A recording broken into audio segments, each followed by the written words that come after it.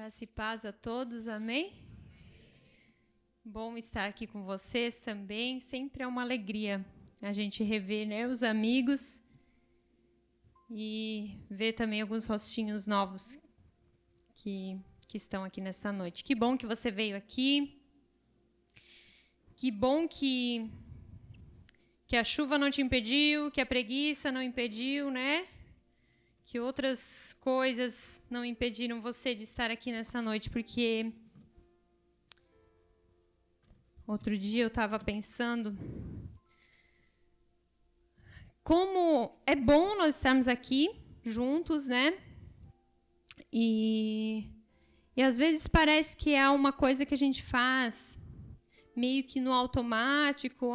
É o culto do domingo, eu tenho que ir, aquela coisa assim, bem religiosa mesmo, mas no sentido ruim da coisa. Mas não é. Ela é religiosa, sim, ela é repetitiva, mas ela é boa. Né? A gente só vai perceber o quão faz essa diferença no dia que a gente estiver passando por alguma dificuldade no nosso coração. Não digo na nossa vida como algo do cotidiano, mas como o nosso coração está angustiado e fraco, um pequeno momento desse de você sentar numa cadeira e ouvir uma palavra, ou estar de pé e ouvir essas canções, fortalece o seu coração, né? Fortalece o coração quando nós estamos fracos e fragilizados. Então parece que é uma coisa repetitiva, parece que não é nada. Todo domingo eu tenho que pegar, vestir uma roupa arrumadinha ainda, né? E ir para a igreja. Mas isso faz a diferença naquela repetição que fortalece o nosso coração. Amém? Que bom que você está aqui nessa noite. Eu espero que essa palavra fale ao seu coração. Eu já ministrei essa palavra uma outra vez. Mas ela sempre não, talvez é o momento, né? Ela bate no nosso coração de novo. E eu queria que você abrisse comigo o livro de João, o Evangelho de João, o capítulo 11. João 11. Evangelho de João, capítulo 11, a partir do versículo 1. É uma história bem conhecida, que eu creio que a maioria daqui já ouviu. E nós não vamos ler toda, porque ela é muito comprida, ela é muito detalhada aqui no Evangelho de João, né? Então, nós vamos ler alguns trechos e vamos conversar um pouco a respeito dessa mensagem. João, capítulo 11, versículo 1 a 6. Havia um homem chamado Lázaro. Ele era de Betânia, do povoado de Maria e de sua irmã Marta. E aconteceu que Lázaro ficou doente. Maria, sua irmã, era a mesma que derramara perfume sobre o Senhor e lhe enxugara os pés com os cabelos. Então as irmãs de Lázaro mandaram dizer a Jesus: Senhor, aquele a quem amas está doente. Versículo 4. Ao ouvir isso, Jesus disse: Essa doença não acabará em morte, é para a glória de Deus, para que o Filho de Deus seja glorificado por meio dela. Jesus amava Marta e a irmã dela e Lázaro. No entanto, quando ouviu falar que Lázaro estava doente, ficou mais 2 dias onde estava. Até aí. Aqui nesses primeiros versículos nós entendemos o carinho que Jesus tinha por essa família, a afeição que ele tinha. Era uma família querida por Jesus, né? Ele tinha um relacionamento com essa família, um relacionamento familiar. Ele visitava com frequência a casa de Lázaro, de Marta, de Maria. Ele fazia refeições junto com eles. Ele estava ali passando tempo, ensinando, né? Em outras passagens nós vemos Jesus falando, ensinando à mesa com eles. E, de repente, as irmãs de Lázaro precisam mandar uma mensagem a Jesus. Lázaro está doente. Lázaro está muito doente. Não era algo tão suave, era algo grave. Então eles chamam a Jesus, que eles sabem, né, que Jesus pode intervir. Lázaro era alguém querido por Jesus, era alguém amado por Jesus, e eles certamente pensaram, né, assim que Jesus receber a mensagem, ele vem para cá e tudo vai estar bem. Essa é a história que começa aqui da morte de Lázaro. Morte e ressurreição, né? A maioria de nós já ouviu essa história e acaba bem, graças a Deus. Mas Jesus fica ali um pouquinho mais, Jesus não vai imediatamente. E como nós sabemos, tudo antigamente era mais demorado, você tinha que caminhar muito para chegar em algum lugar, mesmo que fosse perto, demorava alguns dias, demorava algumas horas, né? No transporte era mais difícil.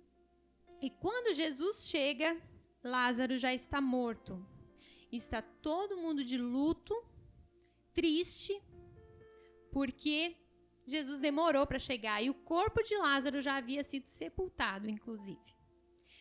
Nós vamos continuar a leitura lá no versículo 17. Ao chegar, Jesus verificou que Lázaro já estava no sepulcro havia 4 dias. Betânia distava a cerca de 3 quilômetros de Jerusalém, e muitos judeus tinham ido visitar Marta e Maria para confortá-las pela perda do irmão. Quando Marta ouviu que Jesus estava chegando, foi encontrá-lo, mas Maria ficou em casa. Disse Marta a Jesus: Senhor, se estivesses aqui, meu irmão não teria morrido. Mas sei que mesmo agora Deus te dará tudo o que pedires. Disse Jesus: o seu irmão vai ressuscitar. Marta respondeu: eu sei que ele vai ressuscitar na ressurreição do último dia. Disse Jesus: eu sou a ressurreição e a vida. Aquele que crê em mim, ainda que morra, viverá. E quem vive e crê em mim não morrerá eternamente. Você crê nisso? 27. Ela lhe respondeu: sim, Senhor. Eu tenho crido que tu és o Cristo, o Filho de Deus, que devia vir ao mundo. E depois de dizer isso, foi para casa e, chamando à parte Maria, disse-lhe: o mestre está aqui e está chamando você. Ao ouvir isso, Maria levantou-se depressa e foi ao encontro dele. Jesus ainda não tinha entrado no povoado, mas estava no lugar onde Marta o encontrara. Quando notaram que ela se levantou depressa e saiu, os judeus que a estavam confortando em casa seguiram-na, supondo que ia ao sepulcro para ali chorar. Chegando ao lugar onde Jesus estava e vendo, Maria prostrou-se aos seus pés e disse: Senhor, se estivesses aqui, meu irmão não teria morrido. Ao ver chorando Maria e os judeus que o acompanhavam, Jesus agitou-se no espírito e perturbou-se. Onde o colocaram? Perguntou ele. Vem e vê, Senhor, responderam eles. Jesus chorou. Então os judeus disseram: vejam como ele o amava. Até aqui. Então ele encontra com as 2 irmãs de Lázaro que havia falecido, Marta e Maria. E é interessante como as 2 abordam Jesus com exatamente as mesmas palavras. Marta, lá no versículo 21. Jesus, se estivesses aqui, meu irmão não teria morrido. E Maria também. 32. Chegando ao lugar onde Jesus estava, Maria prostrou-se aos seus pés e disse: Senhor, se estivesses aqui, meu irmão não teria morrido. As 2 falam exatamente a mesma coisa para Jesus. Mas a reação de Jesus é completamente diferente de uma para a outra. Para Marta, ele tem um tom de conversa que é quase uma discussão. Porque a gente imagina, né, também a personalidade de cada uma, do jeito que falou, né? No fundo, o que ela queria dizer para Jesus não era: Jesus, se você estivesse aqui, ele não teria morrido. Ela quis cobrar assim: Jesus, você chegou tarde demais. Se você tivesse chegado um pouquinho antes, ele não teria morrido. Mas você chegou tarde demais. Mas nos versículos seguintes, Jesus argumenta que nunca é tarde demais para ele. Que ele é a ressurreição, que ele é a vida, que ele tem poder. Não é no último dia, na ressurreição do último dia, como ela fala. Jesus é a ressurreição, Jesus é o poder. E para tirar aquele desespero de Marta, ele traz uma palavra de esperança para ela.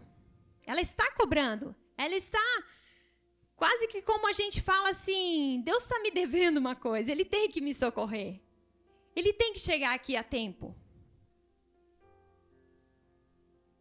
Mas ele fala que nunca é tarde, porque ele é o poder, ele é a ressurreição.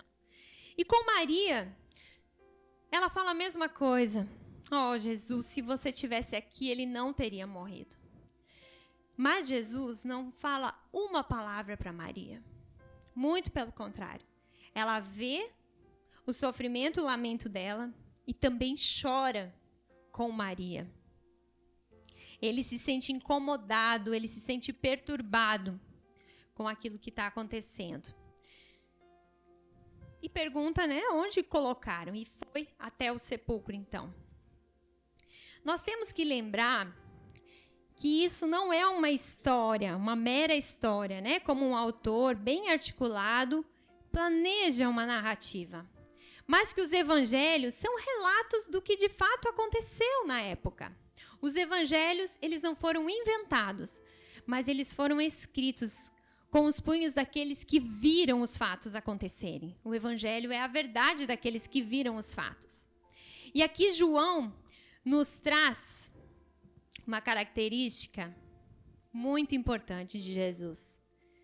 Ele era plenamente Deus, verdadeiramente Deus, aquele que é a ressurreição e a vida.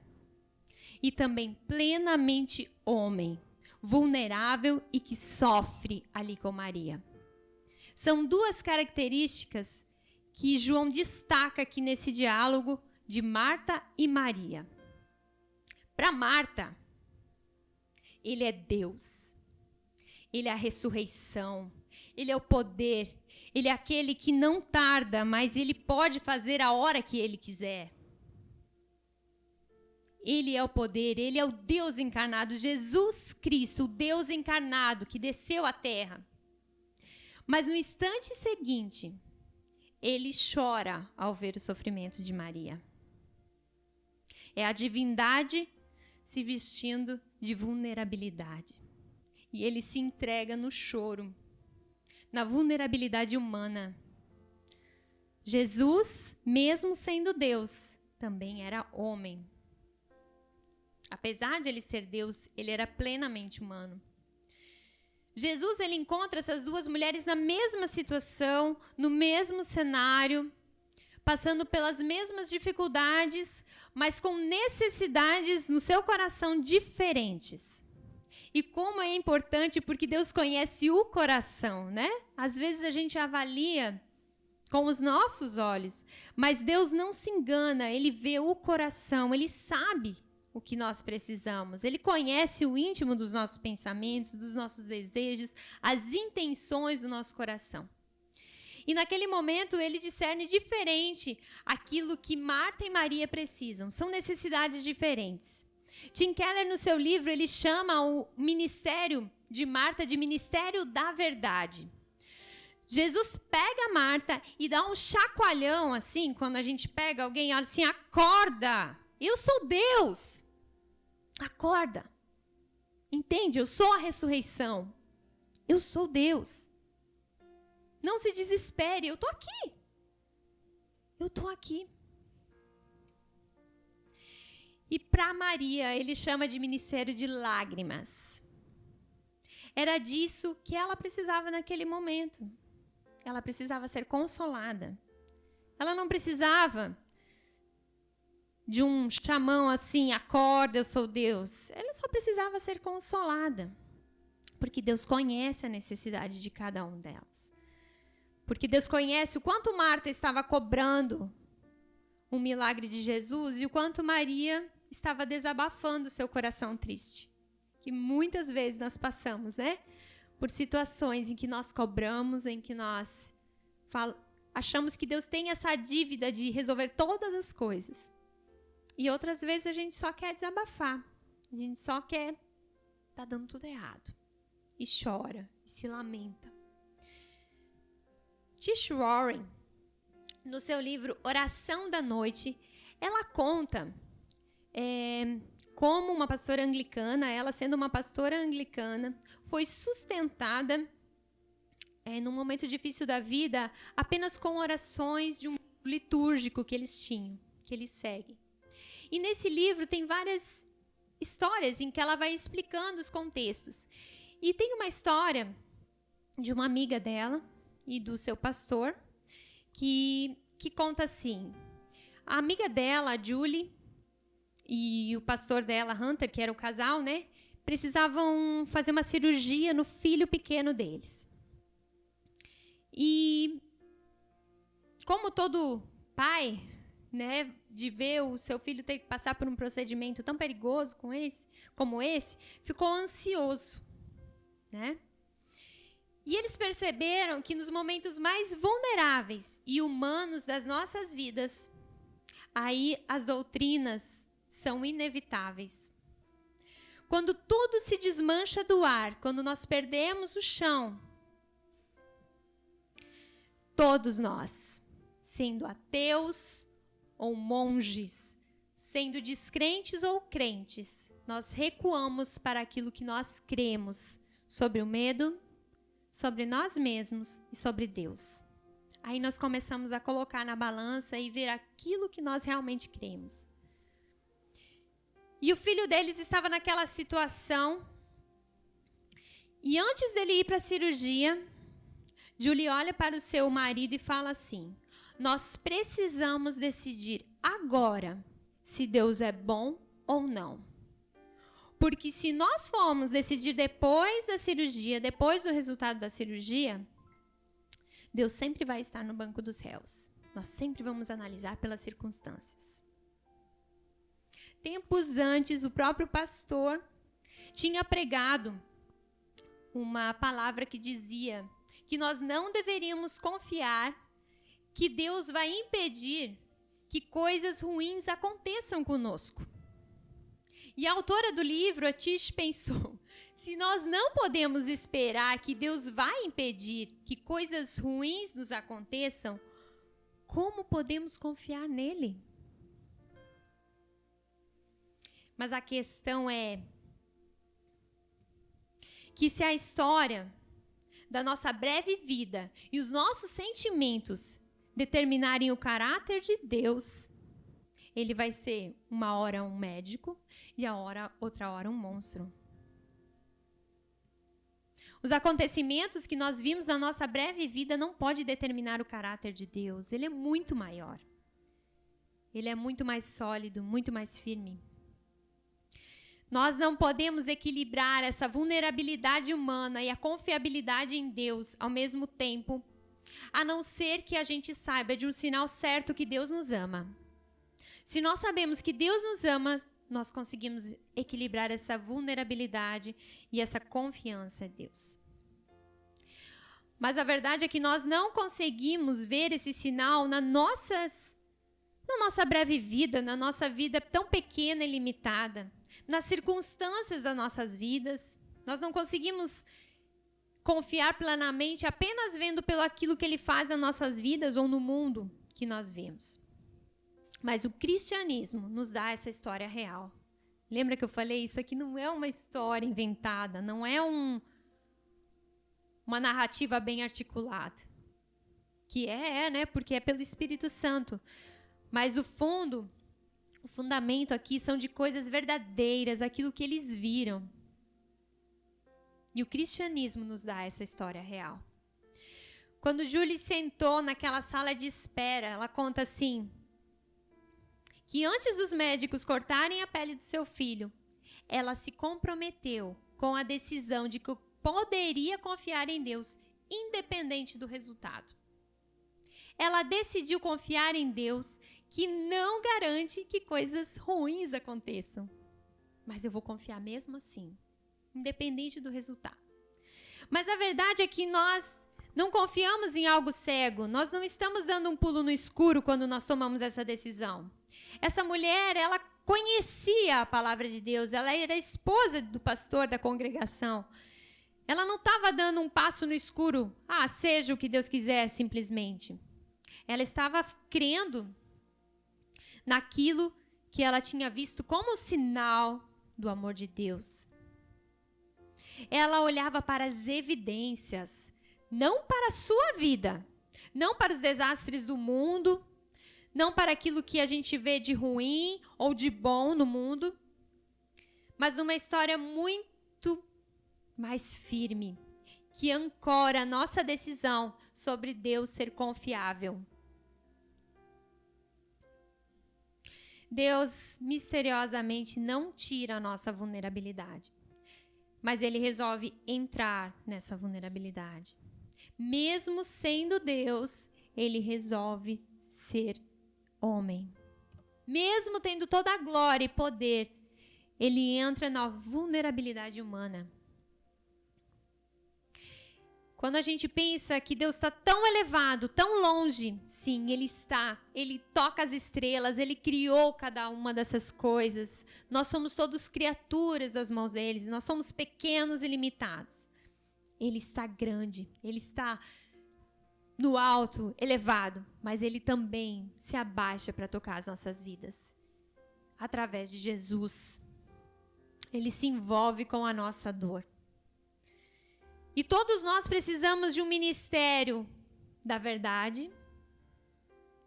Acorda, eu sou Deus, eu posso todas as coisas.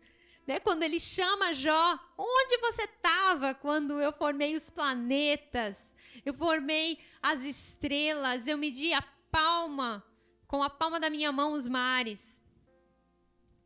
Ele é grande, mas ao mesmo tempo, Ele nos toca em nossa dor e nosso lamento.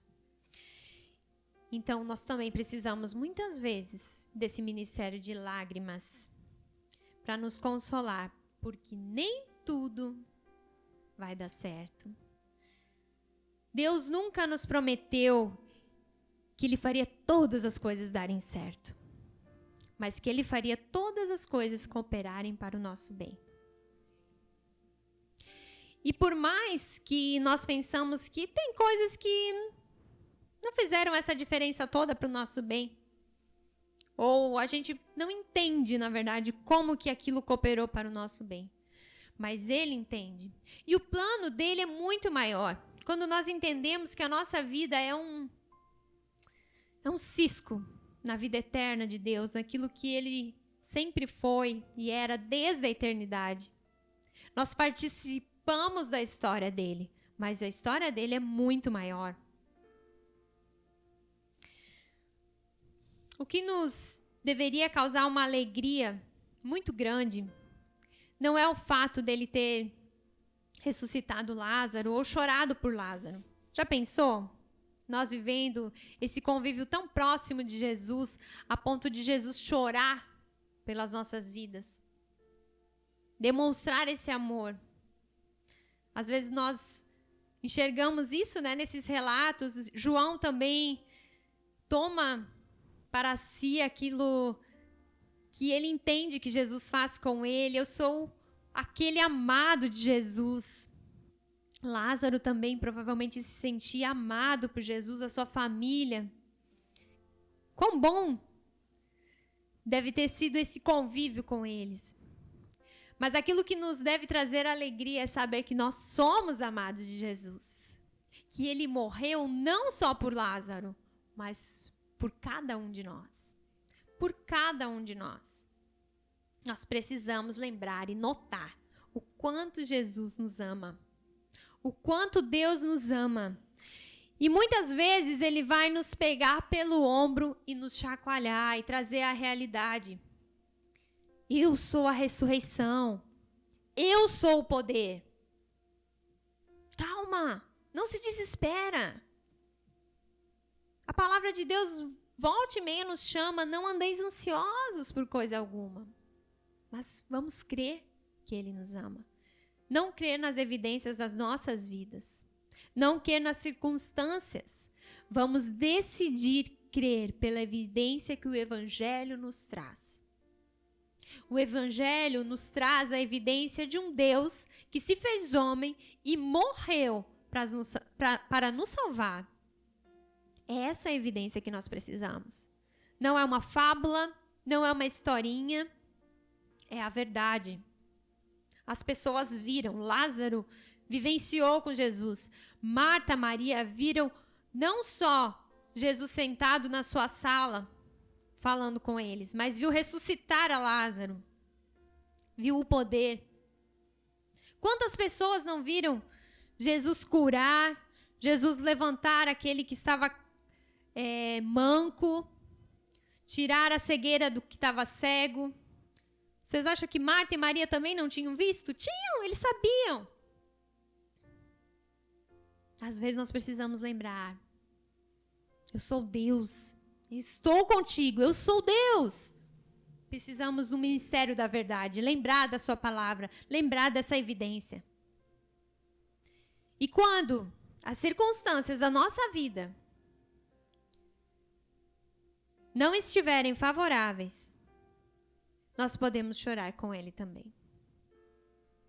Ele também vai ser o ombro com que nós vamos reclinar a nossa cabeça para chorar. Vai ser aquele que vai entender a nossa vulnerabilidade, porque Ele desceu à terra. Ele também se tornou vulnerável. Ele também se tornou passível de picadas de inseto, de pisar numa pedra, de tropeçar, de ralar o dedo, de bater com o dedinho na quina da mesa, de ver pessoas sofrendo, de ver injustiças, de ver sofrimento, de sofrer. Ele tomou o cálice da ira no nosso lugar. O que a palavra nos diz naquele jardim escuro do Getsêmani, onde ele chorou, onde o seu coração estava angustiado até a morte. Então Jesus nos entende, Ele também nos consola. Mas não meça o seu caráter pela circunstância da sua vida. Lembre-se que Ele está contigo em todas as circunstâncias. Seja naquela que você precisa ouvir que Ele é Deus, seja naquela que você lembra que Ele é Deus, que Ele te ama e que Ele te consola. Amém? Jesus tornou-se humano, mortal, vulnerável, por amor a nós. Essa é a evidência e a doutrina que deve estar no nosso coração. É aquilo que baseia a nossa fé. Não é porque os meus caminhos agora são aplainados de forma que eu nunca mais tropeço, mas porque mesmo quando eu tropeço, Ele está ali para me amparar. Eu não sei como você chegou aqui nessa noite. Se como Marta, desafiando a Deus por aquilo que Ele precisava fazer, ou do que aquilo que Ele precisa fazer. Discutindo com o Senhor: Senhor, você está chegando tarde. Está demorando. Ele diz: eu sou a vida. Eu sou a ressurreição. Eu não chego tarde. Ou se você chegou aqui como Maria, com o coração dilacerado, com a sua alma ferida, precisando de um consolo. Mas Ele conhece o seu coração nessa noite.